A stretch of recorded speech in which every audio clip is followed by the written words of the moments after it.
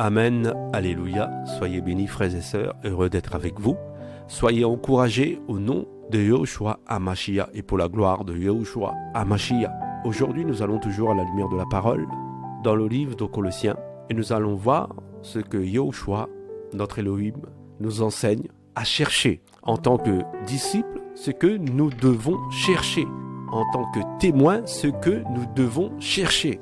Si donc vous êtes ressuscités avec le Mashiach, si donc vous êtes disciples du Mashiach, cherchez les choses d'en haut, où le Mashiach est assis à la droite d'Elohim. Pensez aux choses d'en haut et non à celles qui sont sur la terre, car vous êtes morts et votre vie est cachée avec le Mashiach en Elohim.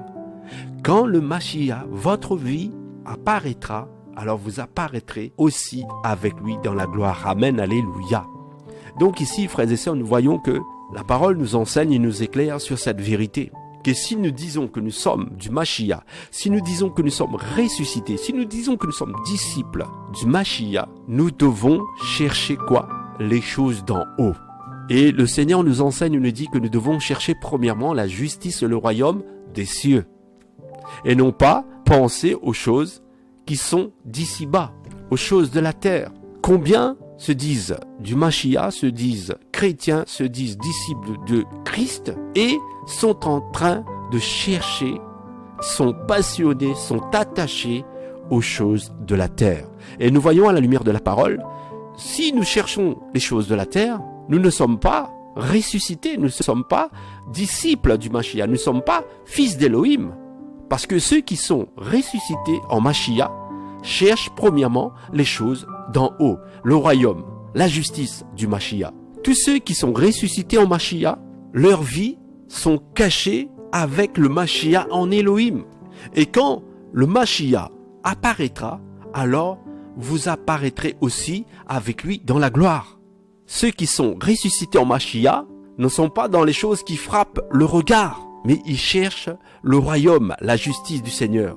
Pourquoi? C'est la question qu'on doit se poser. Si je me dis ressuscité avec le Mashiach, je dois avoir une conduite selon la parole du Mashiach, selon le caractère du Mashiach. Donc, nous devons être dans cette nouvelle naissance, comme le Seigneur nous l'enseigne dans sa parole, que nous devons naître d'eau et d'esprit. Et celui qui est né d'eau et d'esprit est réellement ressuscité en Mashiach, car il n'est plus attaché aux choses de la terre. Et ça veut dire quoi? Ne plus être attaché aux choses de la terre. Mais nous allons voir à la lumière de la parole, au verset 5. Faites donc mourir vos membres qui sont sur la terre. Et nous allons voir quels sont ces membres. La relation sexuelle illicite, l'impureté, la convoitise, le mauvais désir et la cupidité, qui est une idolâtrie. C'est à cause de ces choses que la colère d'Elohim vient sur les fils de l'abomination ou les fils de la rébellion, parmi lesquels vous marchiez autrefois quand vous viviez dans ces choses.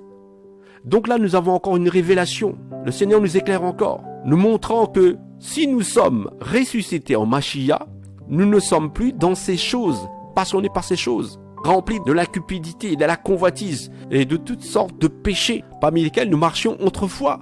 Mais maintenant, vous aussi, mettez de côté toutes ces choses, la colère, la fureur, la malice, la calomnie, et qu'aucun discours obscène ne sorte de votre bouche.